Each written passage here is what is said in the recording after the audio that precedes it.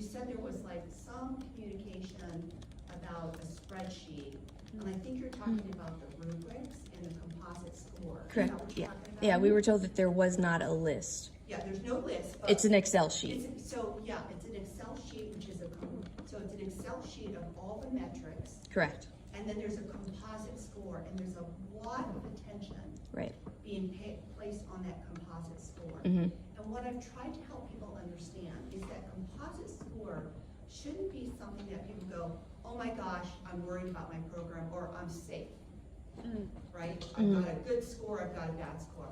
I've tried to help people understand, including the deans, that the composite score should be at the beginning of an inquiry.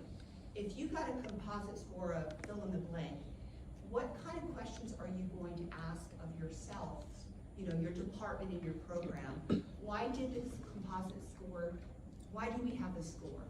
Are there certain weights that we can explain that led to the composite score? And I've also said this, if you've got a composite score that people are quoting good, it should not mean I don't have to worry.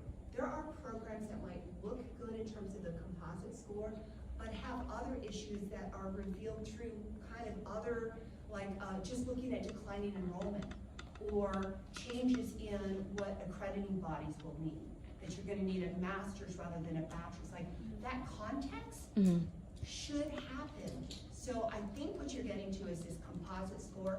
So that's led to, this flyer being distributed.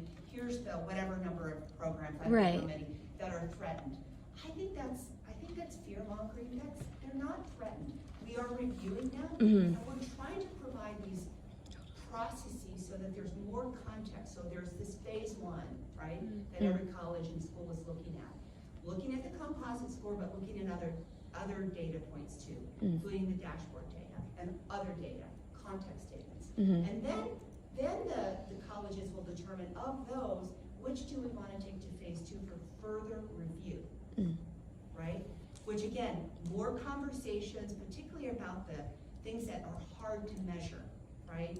So you might not be able to easily measure things like quality scholarship that's coming out of a department. We can measure pretty easily your external grad dollars, but that doesn't fully capture scholarship that faculty and graduate students are doing. So that might be an element that's considered. Maybe we have a program that has declining enrollment, but is so significant in terms of their scholarship and their national or regional reputation that we think it's important that we want to add to that program to see if we can increase enrollments through a different way by reallocating resources.